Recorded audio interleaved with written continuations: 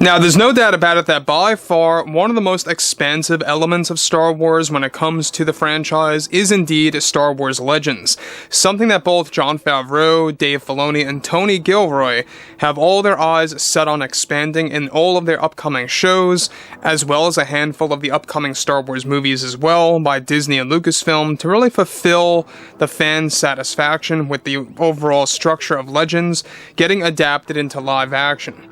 This is Mike Zero. Subscribe if you're new and like this video to see future Star Wars updates. I'm also on Twitter at Mike01. I thank you all so very much for the great and kind support, and without further ado, let's get right into this.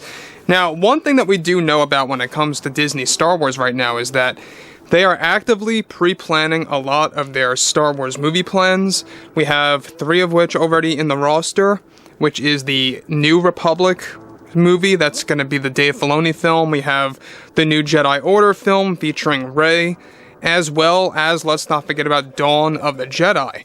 Now, apart from that, we have 3 other films that will be announced at Star Wars Celebration that will span the Old Republic era. One of which is actually set to actually have quite a number of surprises in it that's going to expand a lot of the Legends stories that were created with, of course, the books and the video games, etc. Now that brings us to the main thing here, and exactly what's really all the more exciting involving some of the fan favorite characters within that era. Now, with both Jon and Dave preparing new Star Wars movies as well as new Star Wars TV shows, Disney and Lucasfilm are getting ready to work on one big project that is set to feature some A-list actors and actresses. Now, it's noted that the Old Republic movie centered, of course, time that is set to become a trilogy eventually is prepared to star actress Mila Kunis as Empress Vaylin, as Kunis and her agent have met up with Disney and accepted this role. We talked about this yesterday. Now, the treatment of the Old Republic movie set to star Mila as one of the villains, known as Vaylin, is described to be intended to make her more intimidating than Emperor Palpatine, as they are set to accurately portray her character as the younger sister of the twin brothers. The story of course, herself and hunting down her mother, Senya. The Old Republic film so far is set to focus on 3 different stories of Vaylin, Darth Revan, and the Rule of 2 with Bane and Darth Zana. However, Mila's intended role as Vaylin is described to be the darkest of the 3, as it will be the story of the daughter trying to destroy the mother. Now, on top of this, alright, what's really interesting, in case you guys did not know, is that the whole mother-daughter story is a big focus in the Knights of the Eternal Throne segment of the OR era. But when you look at stuff like this, the fact that Mila is being aimed to be the lead actress of playing Vaylin in the upcoming Old Republic movie. We also know that Kunis is a very big Star Wars fan. She likes Star Trek. She likes World of Warcraft. So it only makes sense to hire somebody like that that respects the lore, that respects the franchise, and the overall fandom, right? And we talked about this briefly just yesterday, that their intention with the Old Republic movies is to bring in a lot of A-list actors and actresses, one of which being Keanu Reeves, alright, to portray Darth Revan. And this is something that Jon and Dave are really kind of treating it as fulfilling a fan cast, because that's where it was all started, by fans specifically. Initially though, Keanu was aimed to portray Darth Vitiate.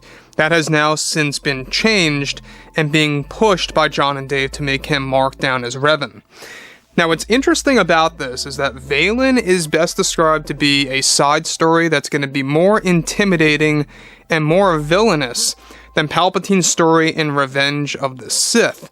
And I don't know if you guys saw the cinematics, but Vaylin is quite the intimidating character. Go ahead and check out Knights of the Eternal Throne cinematics. I think a lot of you out there will love that. But you can see where Disney is heading. They are absolutely trying to do something that's going to be different, that we have never seen before in Star Wars, that really is going to give fans a fresh new start for the franchise.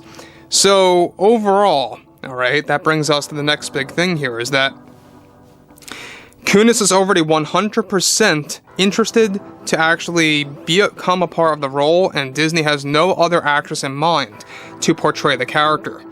On the other hand of things, one big addition for Luke Skywalker is set to take place in The Mandalorian Season 4.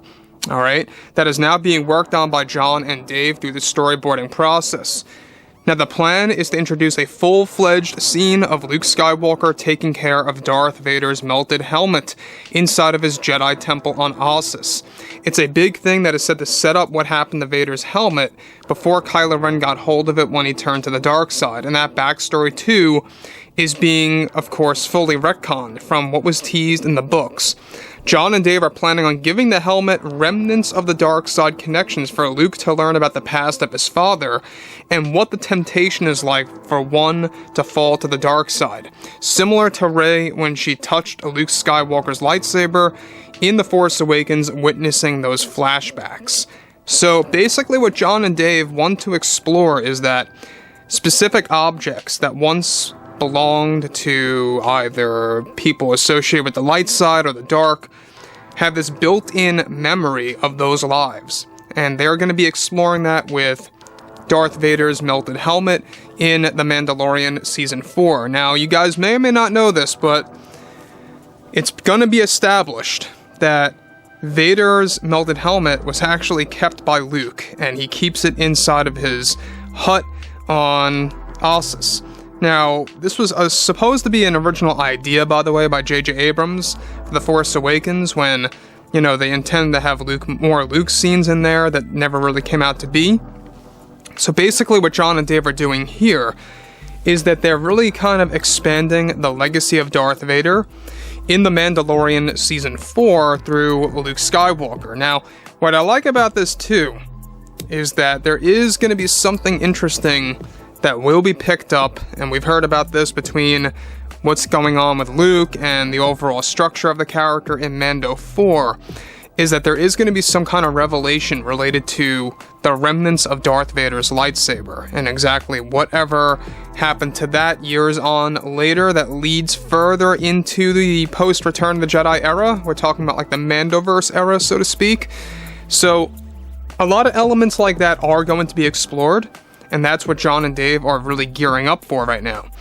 Now, with everything in combination here, you can see that Disney and Lucasfilm are really trying to do some dark and gritty elements of Star Wars. I would go as far to say that Luke learning about the dark side and learning more about his father's past and tapping into his memories, using the Darth Vader melted helmet, is a very dark and gritty direction to go with in Mando 4. I love it. Personally, I think it's a great addition.